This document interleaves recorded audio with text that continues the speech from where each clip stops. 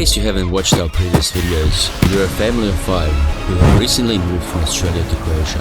Europe, and the Croatian Adriatic Sea in particular, is now our playground. You know, they say that once you have kids, living an adventurous life is not possible.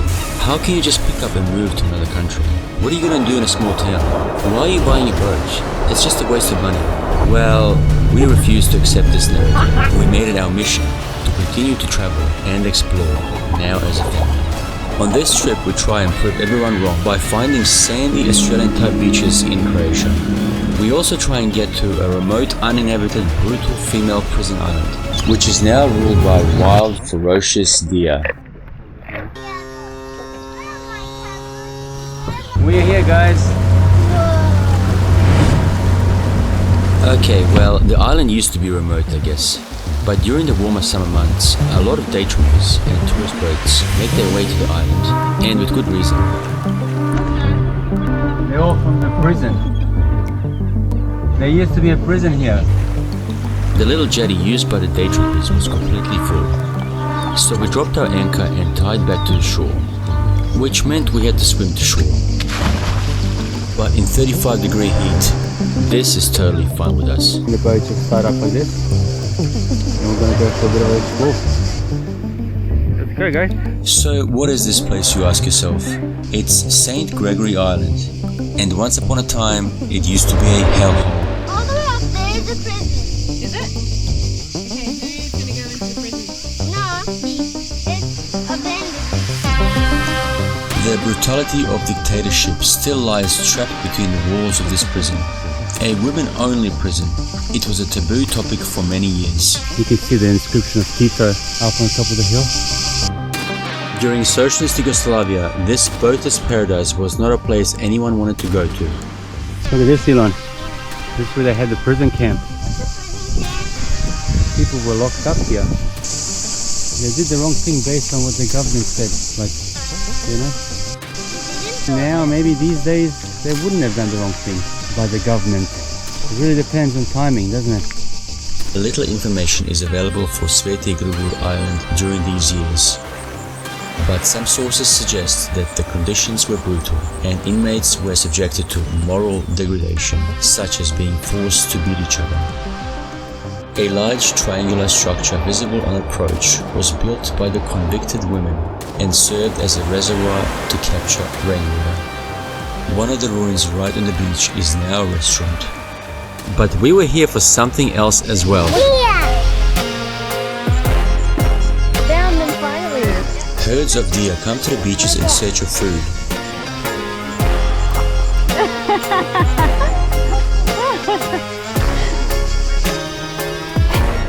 The deer are sociable, and if you're lucky, will eat directly from your hand.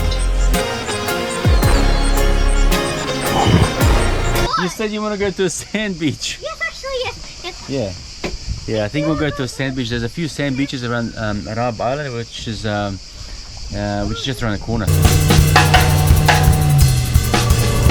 Could these be the elusive Australian-type sand beaches we heard about? We did make our way to Arab Island, but we didn't go to any sand beaches. We desperately needed a mooring for the night. So we wanted to get there before the rush of boats who try and get a last-minute transit berth without a booking. We are here, yes. You can see the marina over there. I can see the marina. We were also one of those boats. So now it was a race. First in, best dressed, of course.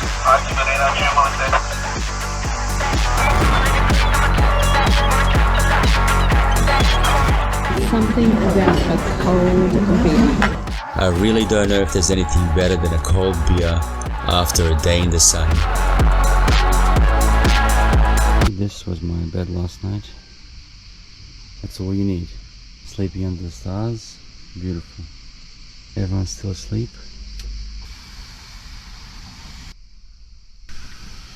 We've got some weather coming in. We're probably gonna have a short day, but we're gonna go to the sand beach. This way, love, this way. Well, we're almost here. We just wanted to have a little break, have a little drink, and check out this blue water. It is stunning. I think we're here. Just turning up to Sahara Beach. Let's check it out.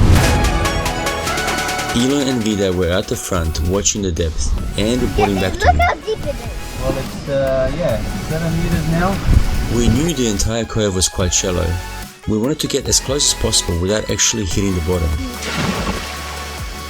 We ended up dropping the anchor in about 2 meters of water. Who said there's no sand beaches in Croatia? I don't know. Who said that? Everyone. Moving to Croatia after growing up in Australia, you sometimes just miss the simple things. I'll gladly push you in.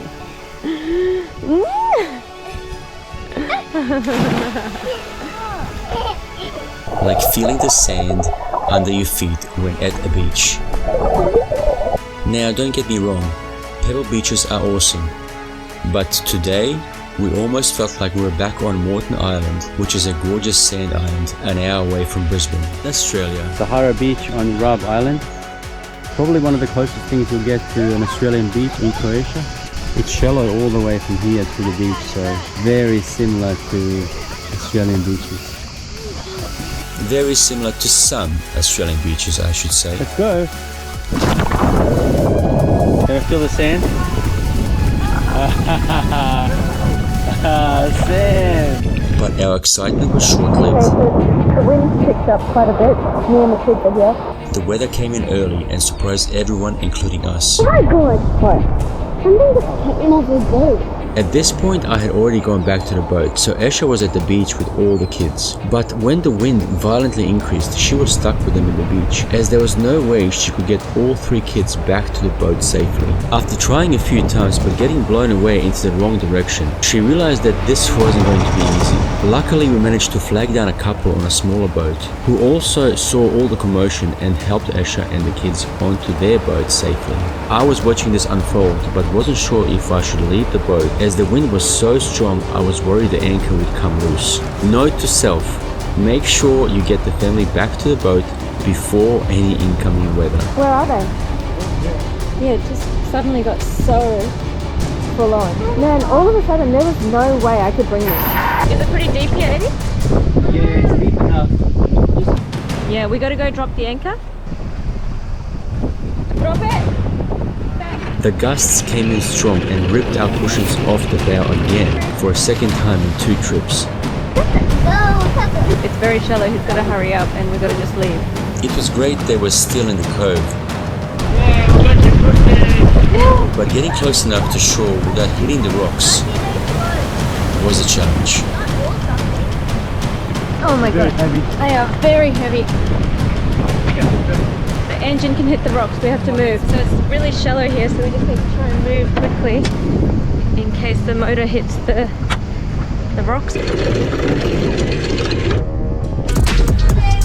I'm glad we got them, man.